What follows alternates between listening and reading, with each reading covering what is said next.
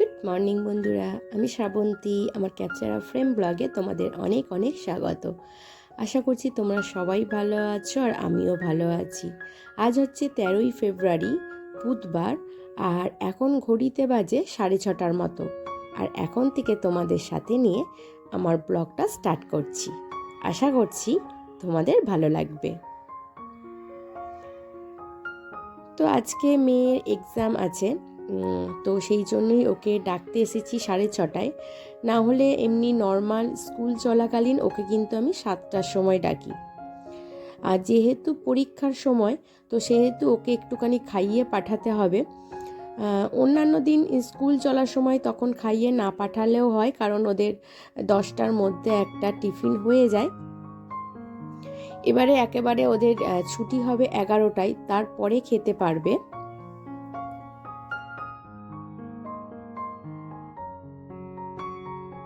তো 11টা পর্যন্ত বাচ্চা না খেয়ে থাকলে তার শরীরটা খারাপ হয়ে যেতে পারে। তো সেই জন্যই একটু আগে থেকে না ডাকলে ও কিন্তু খাবার কোনো কিছুই খেতে পারবে না। তো ওকে একটুখানি ঘি আলু ভাতে দেবো, তার জন্য মসুর ডাল, আলু আর অল্প একটুখানি চাল দিয়ে প্রেশার কুকারে সিদ্ধ বসিয়ে দেব। আর আগের দিন আমন্ড ভিজিয়ে রেখেছিলাম, তার খোসাগুলো ছাড়াবো। ও যতগুলো খাবার খাবে আর বাদ বাকিগুলো আমি খাবো। ও হয়তো 2 থেকে 3টে, এর বেশি খাবে না। তো চালটাকে পরিষ্কার করে ধুয়ে আগে প্রেশার কুকারে বসিয়ে দিচ্ছি। আর তার আগে একটুখানি গরম জল করে নিয়েছি। ও একটু গরম জল খাবে, আর গরম জল ঠান্ডা জল মিশিয়ে দিলে মুখ ধোবে। তো ওদিকে ওকে জল খাইয়ে দিয়ে এসেছি। এবারে ও ব্রাশটা করছে, কারণ ঘুম থেকে উঠেই একটুখানি ব্রাশ করতে ওর সময় লাগে। তো আগেই তো দেখলেন যে বিছানায় একটু গড়াগড়ি, প্রথমেই ঘুম থেকে উঠতে চায় না, তারপরে একটু আদর করে দিলে তারপরে ঘুম থেকে ওঠে।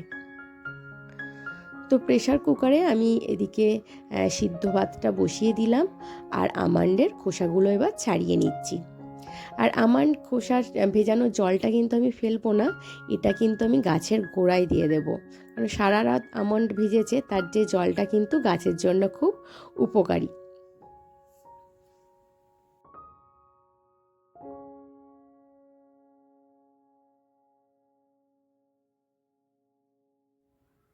তো মেয়ে এখন বাথরুমে ঢুকেছে, ওর এখন 10 মিনিট সময় লাগবে। তো ততক্ষণে ওর যে ড্রেসগুলো পরবে সেগুলো আমি বার করে সামনে রাখছি। তো এবারে ওয়াশরুম থেকে বেরোনোর পর ওকে আমন্ডগুলো দিয়ে দিলাম।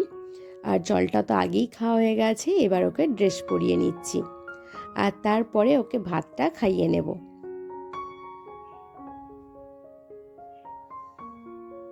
যেহেতু এখনও হালকা হালকা ঠান্ডা আছে, তো সেই জন্য আগে ওকে ড্রেসটা পরিয়ে নিচ্ছি। আর আমার মেয়ে চুলটা হালকা কোঁচকানো, তো সেই জন্য একটু জট পড়ে। তো আমি আঁচড়ে দিচ্ছিলাম, ওর লাগছিল, সেই জন্য ও নিজেই আঁচড়ে নিল। তো এখন বড় হয়ে গেছে, তো আমি চেষ্টা করি ওর কাজগুলো ওকে দিয়েই করানো, কিন্তু জ্বরটা কোনো মতেই ছাড়াতে পারেনি। তো ফের আমাকে হাত লাগাতে হলো, চেষ্টা করলো। তো এখন চুলটা বেঁধে দেব, আর বেঁধে দেওয়ার পর ওকে একটু খাইয়ে দেব।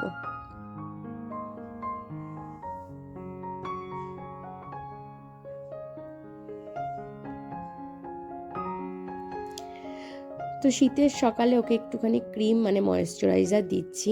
আর যেহেতু সকালবেলায় ময়েশ্চারাইজারটা মাখতে একটু ঠান্ডা লাগে, তো সেই জন্য একটু মাখবে না বলছিল। আর এখানে দেখো 3-4টে সিটি দিয়ে ভাতটা করে নিয়েছি।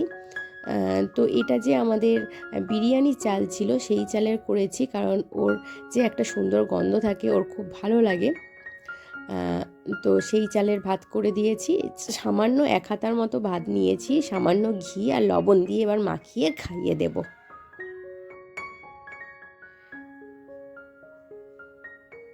তো সমস্ত কাজ কমপ্লিট হওয়ার পর এবারে প্রণামগুলো সেরে নিচ্ছে। প্রথমে ও ঠাকুরদা ঠাকুমার পিকচারের সামনে প্রণাম করেছে। তারপরে আমাদের যে ঠাকুর লক্ষ্মী ঠাকুর প্রণাম করেছে, আর এরপরে শেষে আমাকে। তো মেয়েকে স্কুলে পাঠানোর পর এবার নিজের জন্য 1 কাপ চা করে নিচ্ছি। তো বাসি যেসব কাজকর্ম ওর ঘুম থেকে ওঠার আগে, মানে মেয়ের ঘুম থেকে ওঠার আগে কিন্তু আমি কমপ্লিট করে নিয়েছিলাম। আর বেশ কিছু জামা কাপড় ভিজিয়ে দিয়েছি, আমার বাড়ির কাজে যে হেল্প করে সে এসে কেচে দেবে। আর চাটা খাওয়ার পর এবারে ব্রেকফাস্টটা রেডি করব। তো এখানে আমি 2 পিস রুটি করে নিচ্ছি, আর তার সঙ্গে একটুখানি মটরশুঁটি আর আলু ভেজে নিয়েছি, আর তার সঙ্গে একটা ডিম পেঁয়াজ করে নেব।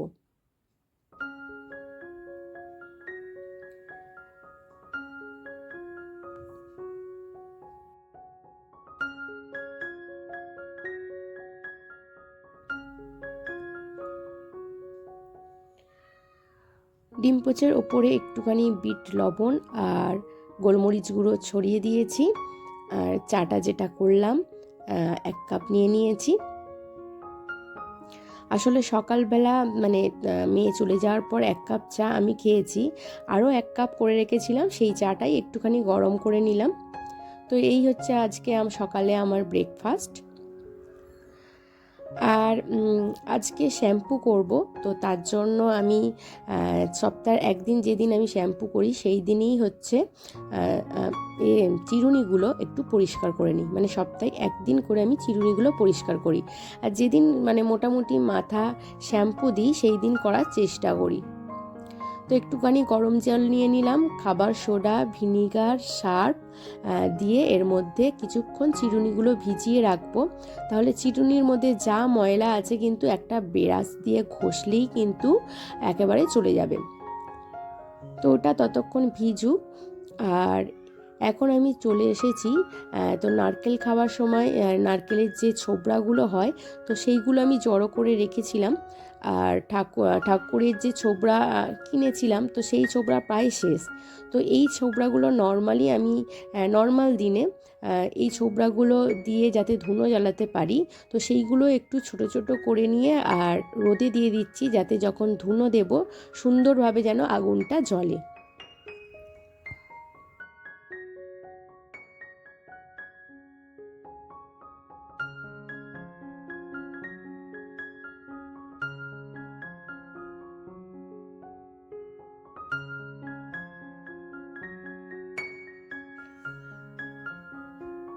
তো আজকে পাড়ায় যখন সবজিওয়ালা সবজি বিক্রি করতে এসেছিল, তো তার কাছ থেকে সজনে ফুল নিয়েছিলাম।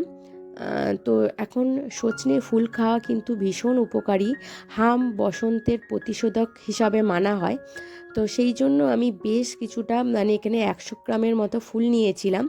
এবার ফুলের মধ্যে কিন্তু অনেক নোংরা থাকে, পচা ফুল থাকে, তারপরে এইগুলো অনেক সময় কুড়িয়ে তুলে রাখে বা অনেক সময় ডাল কেটেও তুলে নেয়। তো তার মধ্যে অনেক রকমের নোংরা থাকতে পারে, তো সেই জন্য ভালো করে ফুলগুলোকে বেছে নিলাম। এবার পরিষ্কার জল দিয়ে ভালো করে ধুয়ে নেব। তো এই ফুল দিয়ে অনেক কিছু খাওয়া যায়, ফুলের বড়া খাওয়া যায়, চচ্চড়ি খাওয়া যায়। তো আমি নর্মালি ভাজা খেতে পছন্দ করি, তাই বেশি করে একটুখানি পেঁয়াজ দিয়ে ভাজা করব। আর যখন হাতে সময় ছিল তখন এই লাউ শাকটা আগের দিন কেটে রেখেছিলাম, কারণ শাক কাটতে বেশ সময় লাগে। তো সেই লাউ শাকটাও বার করে ভালো করে ধুয়ে দিলাম। তো এখানে এক প্রতিবেশী পিসি আছে, সে আমাকে দেশি ডিম দিয়ে যায়। ম্যাথ কোয়েশ্চেন কই?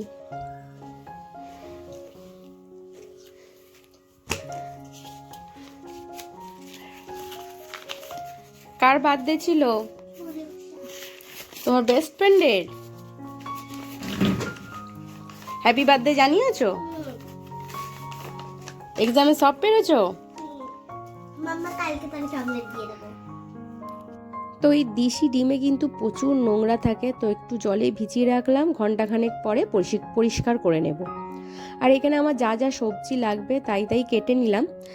আজকে আমার মেয়ে বায়না ধরেছে যে পাতুরি খাবে, ভেটকি মাছের পাতুরি। তো এই সপ্তাহে ওর বাবা ভেটকি মাছ কিনে দিয়ে গেছে, তো ভেটকি ঝাল ঝোল অনেক কিছুই খাওয়া হয়েছে। তো বললাম ঠিক আছে চলো আজকে ভেটকির পাতুরি বানানো হবে। তো লাউ শাকটা করব একটু আলু দিয়ে দিয়েছি আর পোস্ত দিয়ে বানাবো, আর ফুলের তো ভাজা বানাবো। তা ফুলের ভাজাটা আমার করা হয়ে গেছে। আর লাউ পোস্তে কিন্তু বিশেষ কিছু দেব না, কারণ পোস্তের ফ্লেভারটা নালে পাবো না। এখানে আমি একটুখানি সর্ষের তেল নিয়েছি আর লম্বা লম্বা করে কাটা আলু একটুখানি ভেজে নিয়ে এবার শাকটাকে আস্তে আস্তে দিয়ে দেব। সামান্য একটু হলুদ দেব আর কাঁচা লঙ্কা একটার মতো দেব, বেশি দেব না, কারণ মেয়ে যদি একটু আধটু খায় খেতে পারবে না। আর শেষে একটুখানি পোস্ত বেটে শিলে পোস্তটা বাটবো, পোস্ত বেটে এর মধ্যে দিয়ে দেব। ব্যাস, আর কিছু পড়বে না। এই লাউ পোস্ত দিয়েই কিন্তু অনেকটা ভাত খাওয়া হয়ে যাবে, খুব খেতে ভালো লাগে। আর পাতুরির জন্য আমি একটুখানি সাদা সর্ষে, কালো সর্ষে, কাঁচা লঙ্কা, লবণ আর একটুখানি পোস্ত একসঙ্গে বেটে নিয়েছি। আর ওর জন্য হচ্ছে একটুখানি পোস্ত আলু ভেজেছি, বাই চান্স যদিও শাকটা না পছন্দ হয় বা ফুলটাও একটু হালকা তিতকুটে হয়, খেতে না পারে, তাহলে কিন্তু পোস্ত আলু ভাজা আর ভেটকি পাতুরি দিয়ে খেয়ে নিতে পারবে। আর অবশ্যই হচ্ছে যখন লাউ শাক পোস্ত বানাবো শেষে অবশ্যই একটুখানি সর্ষের তেল দিয়ে দেবো। তো এখানে আমি সর্ষের তেল বেশি করে সাদা সর্ষে কালো সর্ষে যে বেটে রেখেছিলাম তার সঙ্গে আরও একটু স্বাদ মতো লবণ দিয়ে তো ভালো করে মাছগুলোকে আগে নুন হলুদ মাখিয়ে যে ম্যারিনেট করে রেখেছিলাম, এবারে ওই মাখার সঙ্গে ভালো করে একটুখানি মাখিয়ে বেশ কিছুক্ষণ ম্যারিনেট করে রেখে দিয়েছিলাম, মানে ওই পোস্ত বাটা সর্ষে বাটার সঙ্গে। এবারে কলা পাতায় মুড়ে নিচ্ছি, ভালো করে বেঁধে নেব।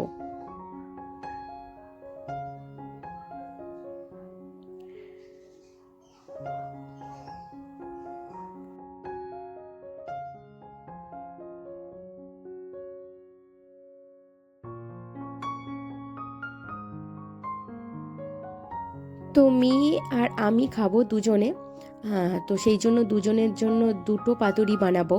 ওর বাবা তো আসবে সেই শনিবারে, আর শনিবার আসার পরে সেই রবিবারে মাংস খেতে খেতেই ওর সময় চলে যায়, তো সেইভাবে মাছ আর ওর খাওয়া হয়ে ওঠে না।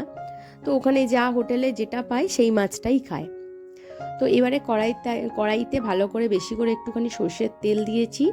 এবারে যে পাতুরির আকারে যে মুড়ে রেখেছি কলা পাতায়, এগুলো একটু হালকা ফ্রাই করে এখন 10-15 মিনিট চাপা দিয়ে রাখবো। এর মধ্যেই কিন্তু মাছটা সিদ্ধ হয়ে যাবে। ভালো করে তেলের মধ্যে এপিট ওপিট করে নিয়েছি, এটা এখন সিদ্ধ হতে থাক।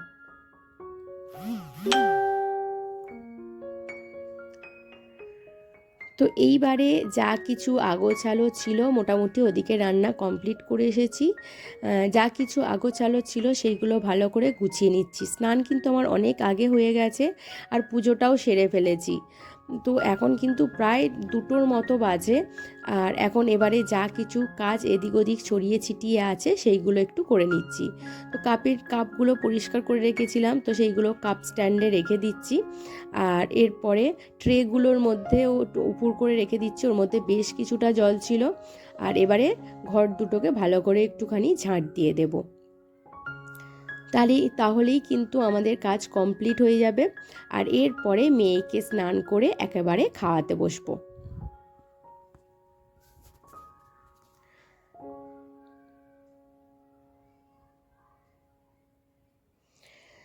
যেহেতু মেয়ের এক্সাম চলছে, তো সেই জন্য আলাদা করে আর এক্সট্রা করে কাজ বার করিনি।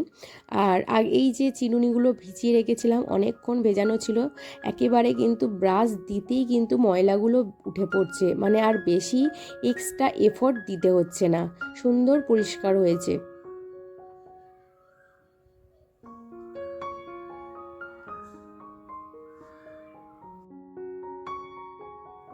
আর ডিমগুলো যে জলে ভিজিয়ে রেখেছিলাম, তো দেখো এখন সুন্দরভাবে কিন্তু পরিষ্কার হয়ে যাচ্ছে।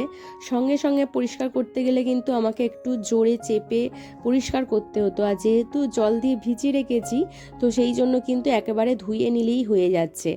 তো এখন ডিমগুলোকে পরিষ্কার করে ধুয়ে একটা চুপড়ির মধ্যে রেখে দেবো, জল ঝরে গেলে তারপরে ফ্রিজে তুলে রাখবো।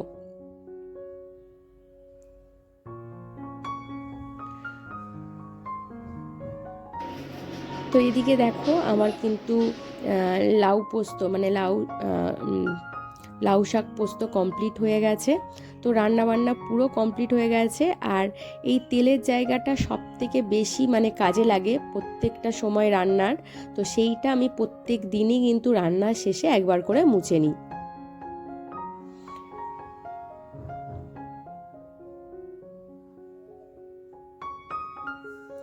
আর এই হচ্ছে মশলার ট্রেটাও কিন্তু আমাদের প্রত্যেক দিন কাজে লাগে রান্নার সময়। তো সেটাকেও ভালো করে একবার পরিষ্কার করে নিলাম।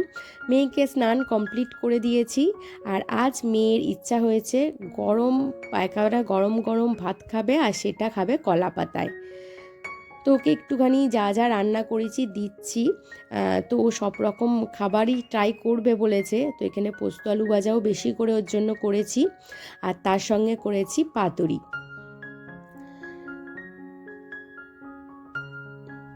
তো ওর এত খিদে পেয়েছে, মানে পাতুরিটা আনতে বা খুলতে আমাকে একেবারেই সময় দিচ্ছে না।